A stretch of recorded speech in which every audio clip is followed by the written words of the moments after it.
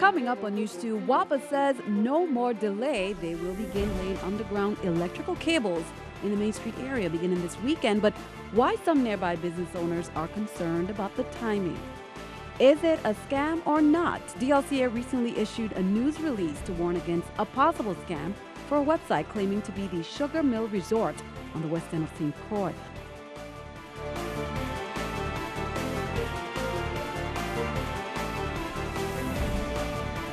Hello, welcome, and thank you for joining us on this edition of News 2. I'm Sandra Gumansing. An emergency meeting was called Tuesday evening by the Downtown Revitalization, Inc.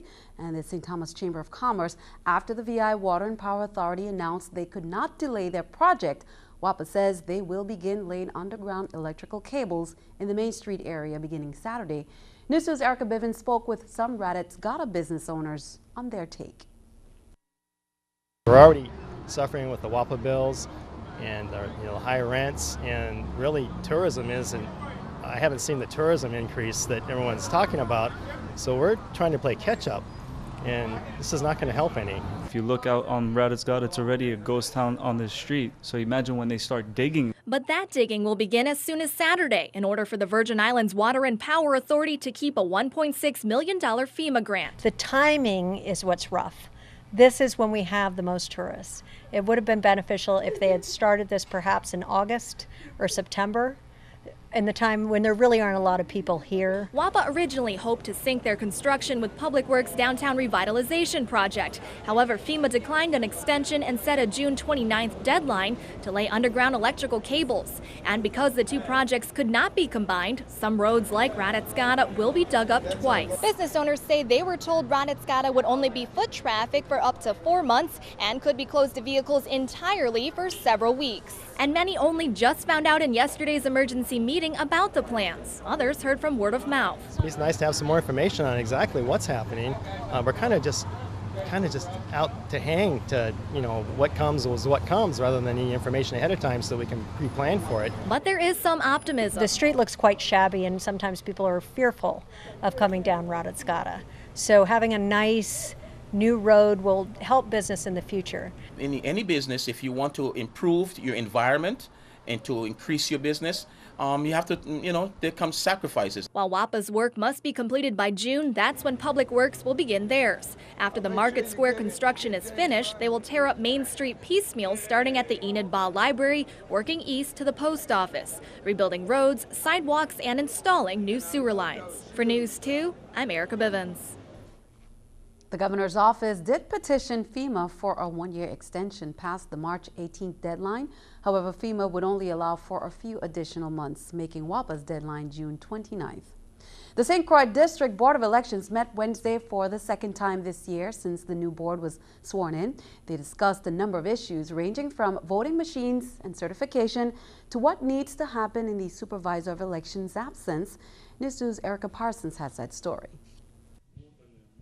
The St. Croix District Board of Elections had a laundry list of items to get through Wednesday, the first of which was a report from former board chair Rupert Ross Jr., who was in the area but noticeably absent from the meeting.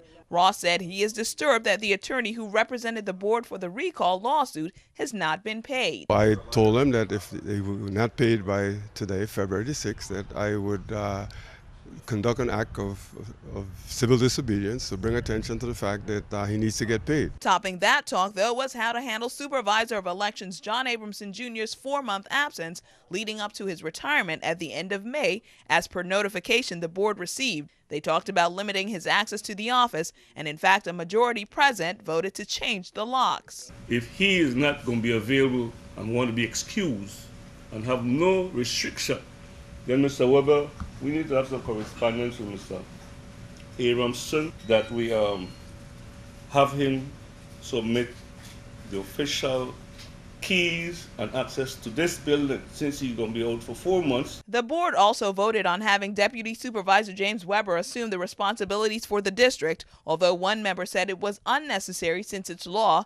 The board was updated that the St. Thomas Elections Office has moved and is now ADA compliant in accordance with the Help America Vote Act. The board also talked about purchasing new voting machines. The election system has already signed a contract for 43 new voting machines at a price tag of a little more than $550,000, but the Office of Management and Budget says that money's not available.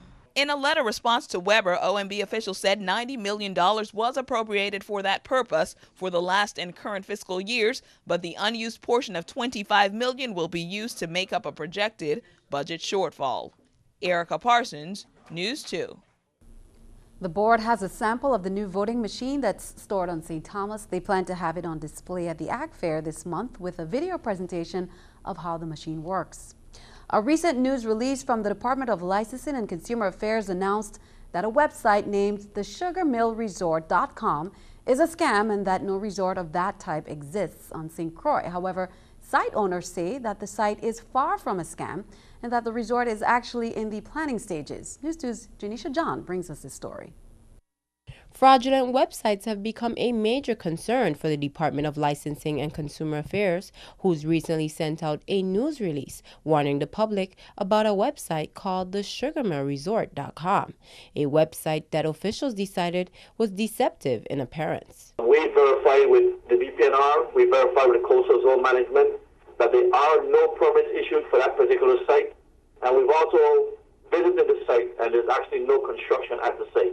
It may be seeking investments, but as it is written right now, the website is definitely deceptive. We have to notify the public that there is no hotel at that site currently.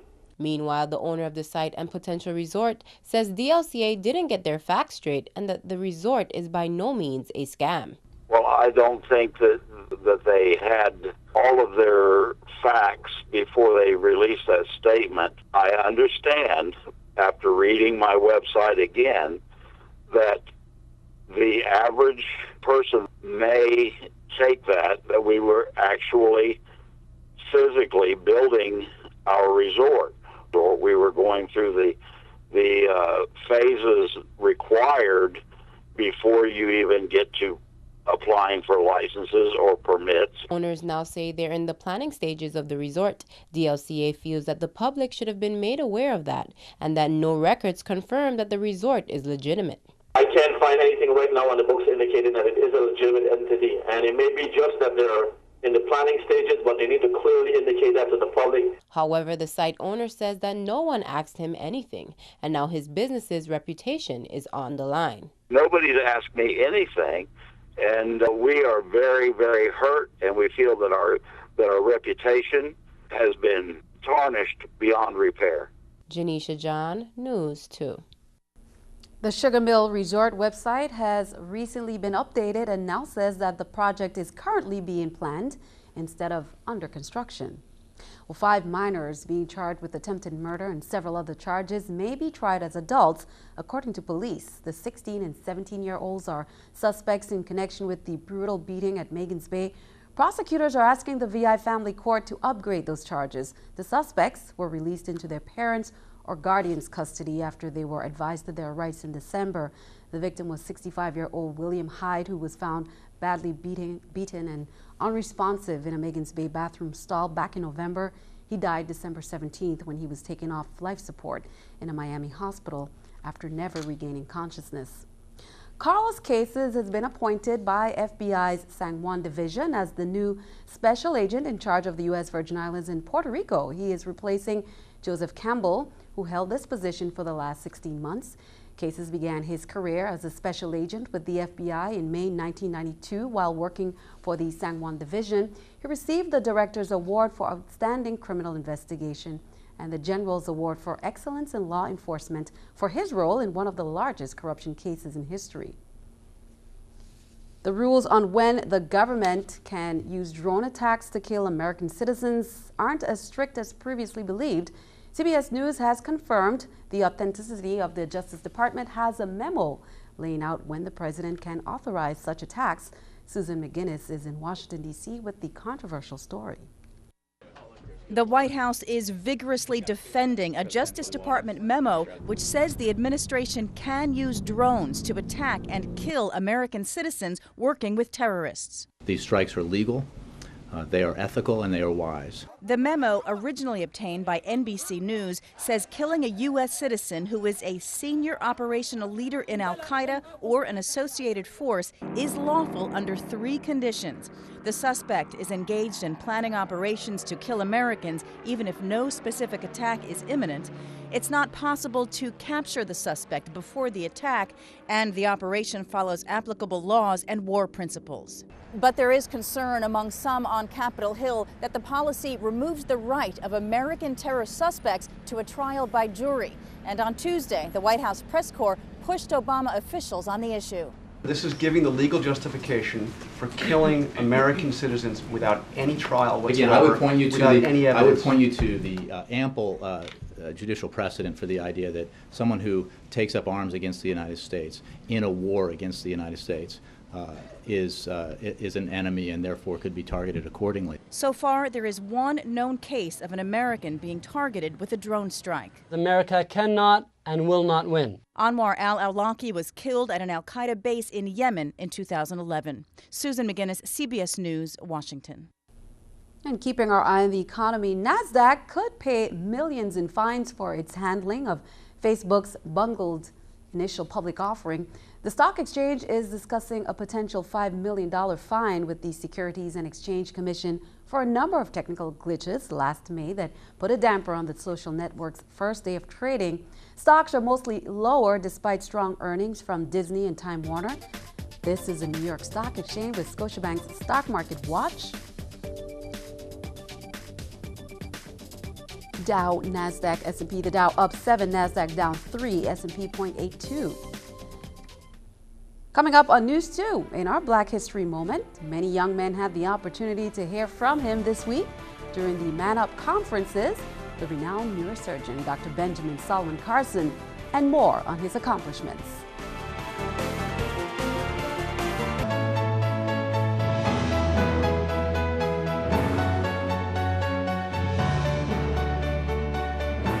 A massive 8.0 magnitude earthquake hit the South Pacific on Tuesday at 3:12 p.m. Hawaii time and triggered a 5-feet tsunami where at least 5 people were reportedly killed. The tsunami affected a remote part of the Solomon Islands called Lata on the Santa Cruz Island, swamping some villages and the town's main airport. Hospital officials, however, fear that more may be found dead, and disaster officials in Honiara, the capital of the Solomon Islands, believe that 6 people are dead and that 5 villages suffered damages. The Geological Survey stated that more than 3 dozen aftershocks up to magnitude 6.6 rocked the region in the hours after the quake. The Pacific Tsunami Warning Center in Hawaii issued warnings to the Solomons and other South Pacific nations, but eventually they were canceled. Virgin Islands seamen and maritime visitors can now get nautical charts that provide detailed descriptions of coastal waters surrounding the islands for free. The charts are being released by the National Oceanic and Atmospheric Administration and can be downloaded and printed from home computers. They provide detailed navigation information of entire island chains as well as local areas of interest like Shalinamali, Frederiksted, and Christiansted harbors. The booklet charts will regularly be updated and are expected to be a huge benefit to professional seamen and recreational boaters. Effective immediately, smoking and tobacco use won't be allowed on national park beaches. Officials from the VI National Parks Service announced that smoking and tobacco use on all park beaches within 50 feet of the waterline in both directions is prohibited. Smoking is also prohibited in the visitor center and within 50 feet of all park buildings. The purpose, according to officials, is to protect both visitors and the marine environment. Smoke-free beach signs and cigarette disposal receptacles will be ordered for the parks. In this Black History Moment, we take a look at renowned neurosurgeon Dr. Benjamin Solomon Carson Sr. Born in the inner city of Detroit, Michigan, Carson was raised in a single-parent home and would be confronted with the burdens of living in poverty, poor grades, and low self-esteem. These humble beginnings, Carson credits, would become the driving force behind his success and accomplishments. Carson would see an immediate change after much hard work when he graduated high school with honors. After obtaining a degree from Yale with a degree in psychology, Carson would move on to medical school at the University of Michigan. It was then when Dr. Carson realized that he had an interest in neurosurgery. At age 33, Dr. Carson would become the youngest physician to ever head a major division at Johns Hopkins. Currently, Dr. Carson is the director of pediatric neurosurgery at the Johns Hopkins Medical Institutions and a professor of neurosurgery, oncology, plastic surgery, and pediatric medicine. He has received numerous honors and awards for performing and mastering groundbreaking surgical procedures. Well, today, February 6th, would have been the 68th birthday of beloved Jamaican singer Bob Marley. Marley died of cancer at the young age of 36 in 1981, and his legacy still lives on. According to Urban Islands, his last album, Legend, released 3 years after his death, is still one of the biggest selling albums to date. He was also posthumously inducted into the Rock and Roll Hall of Fame in 1994. In 1999, his album, Fame, was named Album of the Century by Time magazine, and his song, One Love, was designated Song of the Millennium by the BBC. Many still consider him one of the most influential people of today. Jamaica Gleaner writer Sadiki Brooks feels that Marley's relevance is legacy and undeniable locally and abroad. Marley is survived by his 11 children. Stick around, your News 2 AccuWeather forecast is coming up next.